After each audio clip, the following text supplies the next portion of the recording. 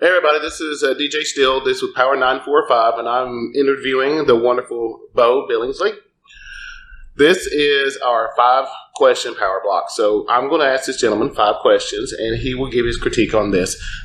We've done this before with Nolan North, and this was a great session on that. Mr. Billingslea, Beau, the first question I got for you, what was the most memorable time in voice acting for you? Most memorable time? Well, there was the one fun episode of Cowboy Bebop where we were eating mushrooms, psilocybin mushrooms, and I'm the cook on the Bebop, right? Bell peppers and beef. So I was responsible for feeding the whole gang. So we were eating mushrooms because that's all we had. And the psilocybin mushrooms, which causes for funny behavior. But anyway, so there was one line where Spike asked Jet, "Hey, Jet, what are we having for dinner?" And so Jet's answer was, "Shiitake mushrooms on ice." And I did the loop, right, the voice of the loop, and Mary Elizabeth, the director, said, "Okay, we'll keep that one. Now let's do one without I got you." I said, "I got you." So I did another take of shiitake mushrooms on ice. And so I told her, I said, "Mary, try to get that in. And she did. Awesome. And she did. So, it's not really a big deal, but it was fun. It was a little fun moment. Sometimes it's you enjoy the fun afterward because you're concentrating so much. You're trying to catch the loop, look up, and say the line, and make it. Make sure everything is cool. And then, but sometimes what you do is you just do a Christmas reel thing. You just go off and you get profane and say something. Say something silly. I'm not going to be profane now, but that's one of the ways we release the energy sometimes. Sometimes you gotta shake it out, shake it out. And but that was a real fun moment. The shiitake mushrooms on ice. And that, for those of you who aren't familiar with Cowboy Bebop, Jet, the whole group was stoned, and I never thought I'd have an opportunity to do a character stoned in anime, which that's immediately fun, right? Yeah. And but Spike was walking up this never-ending stairway to heaven, which was in his mind, but he was just going like this, and this stairway is going forever. But the reality was he was just stepping on the same step over and over again. And I was talking to my bonsai trees. Jet was talking to his bonsai trees, and at one point he says, he's talking to the tree, and then he goes, "No, who am I anyway?" And it was just a lot of fun to be able to do a stone character. That would kill. That's just. I'm sorry, fanboy moment. I remember that episode, and I remember when it first came out, and I remember watching it and just dying laughing on every part of it. To proceed on, that I know most of our people don't know, and most of our listeners don't know, that you not did one but 2 different Star Treks. Star Trek Continues, and I believe Star Trek Into Darkness. Yes. Now, your Into Darkness one, and I didn't know this. I didn't know this at all. I do cut up with Continues, but in Into the Darkness, it says that some of your parts were cut. A lot of my stuff was cut. Oh. I was my character was Captain Abbott. Yeah. And my starship was the USS Bradbury, which was an homage to Ray Bradbury, the science fiction writer. And I was very proud of that, very happy about that. And my character goes up, the setup was that Spock and Kirk were being separated. They were having issues, they were separated. So Mr. Spock was going to be my first officer, Zachary Quinto. And so I go up and introduce myself. And then before the conference, and then we get into the conference room. Zach is sitting next to me. Chris Pine, Captain Kirk, is sitting across from me. And Peter Weller is sitting there. He's running the setup. Mm-hmm. And so I have interchanges Captain Kirk. With Zach, I chastised Zach about something, and then Kirk says, "I don't think there's something wrong about this setup. That all the starship captains are here in one room, and Peter Weller would already expressed to us that we're safe, completely safe." So I tell Captain Kirk, I said, "Captain Kirk, you heard the Admiral. We are absolutely and perfectly safe here. There's nothing to worry about." And when I say that, boom, the rocket hits. And it was a perfect setup, right? Yeah. Good. And I had a stunt double who did all of he did the grunt work. And then, then they say cut, and then the actor gets in there under the beam. And the scene is that Peter Weller comes, helps me up, and my leg is broken, but I'm basically fine, and he helps me off camera. Right. And as a matter of fact, I'll tell you the secret about that. When I got down on the floor, J.J. Abrams came over and looked down at me and said, "Beau, this will be in the movie, Cut, not in the movie at all." Right? Oh. Yeah.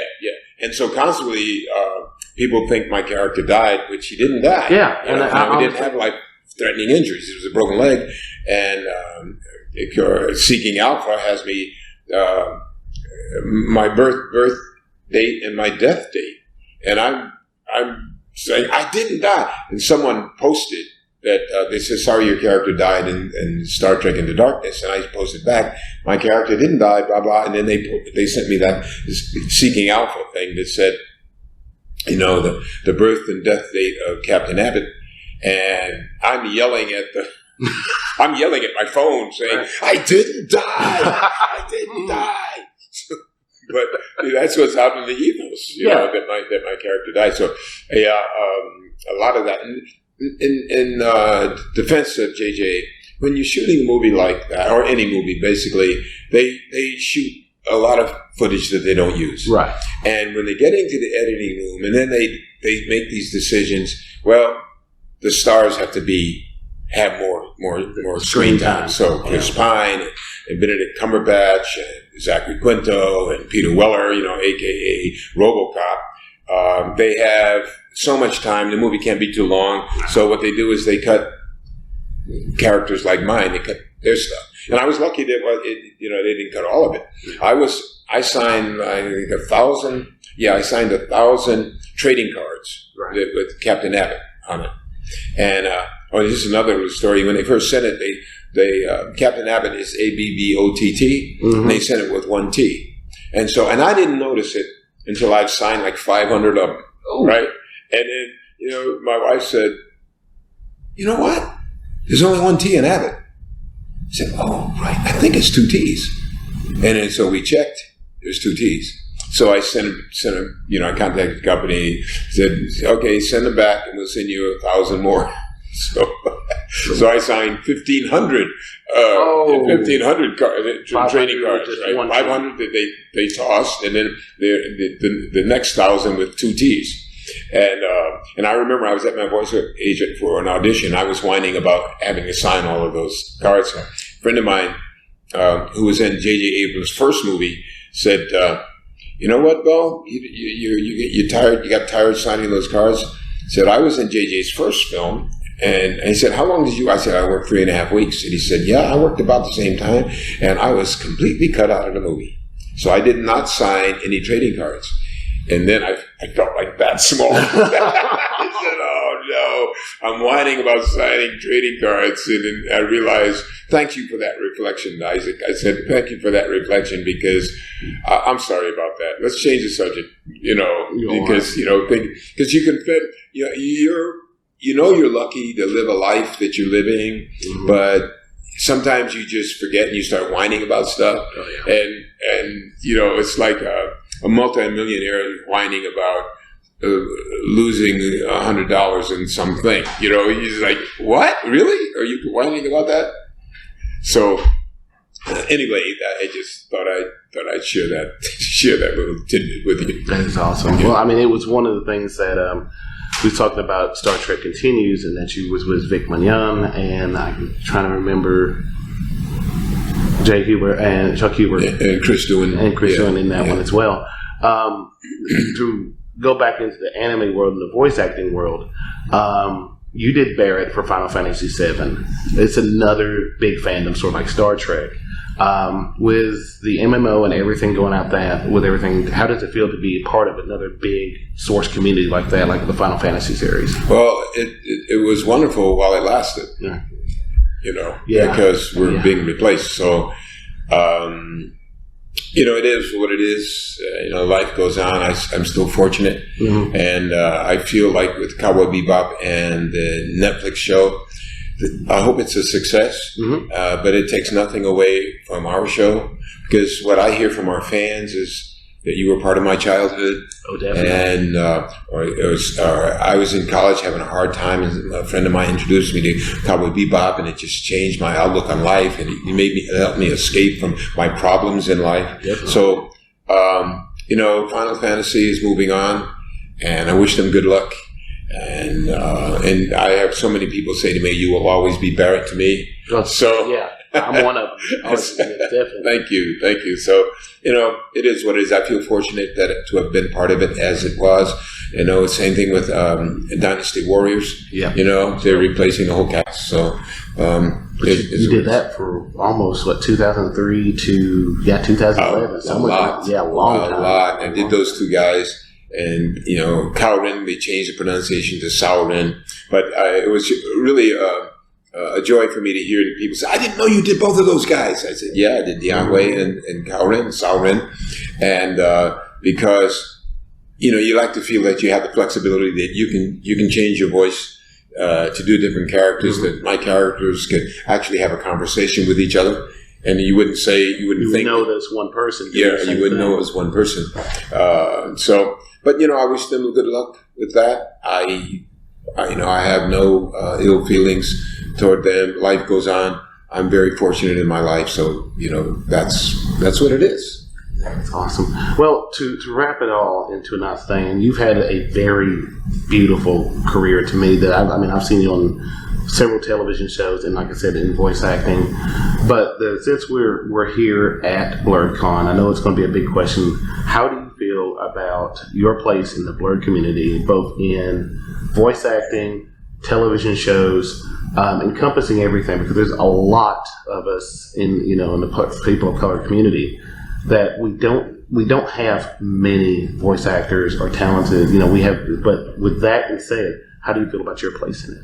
Oh, I feel very fortunate to be where I am, mm-hmm. because I've gotten so much feedback from actors or people who want to be voice actors, mm-hmm. Of color, mm-hmm. who realize that there's a possibility for them because of what I've done. Mm-hmm. That I've voiced many characters who are not characters of color, because there are very few in anime. Yes. Very few color characters of color.